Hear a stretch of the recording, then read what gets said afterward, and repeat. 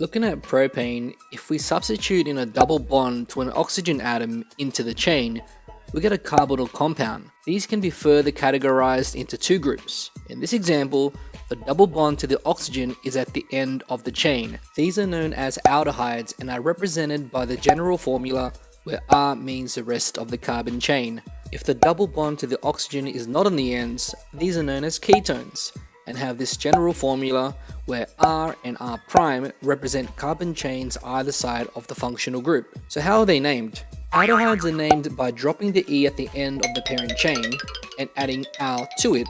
Since the functional group is at the end, there's no need to identify its position. Alkyl groups are named like before. For example, in this one, the carbonyl group is given priority, so we name it from right to left. The methyl group is on the third carbon, so this becomes 3-methylbutanol. Ketones are named by identifying the longest carbon chain containing the carbonyl group and giving it the lowest possible position. Drop the letter E and add -one.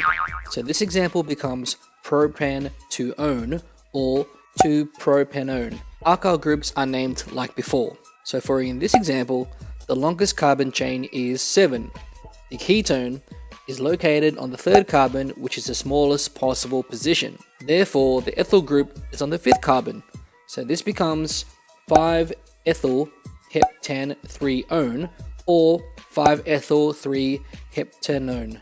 Aldehydes and ketones have very similar physical and chemical properties as both contain the polar carbonyl group. Because of this, they have slightly higher boiling points in comparison to their alkane counterparts, as they form dipole-dipole interactions with neighboring carbonyl compounds. Unlike alkanes, which only form weak dispersion forces.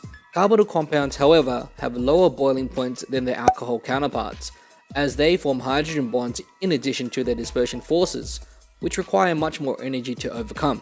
Carbonyl compounds up to 4 carbons are soluble in water, as they can form dipole-dipole interactions with water. However, solubility decreases as the non-polar hydrocarbon tail becomes longer.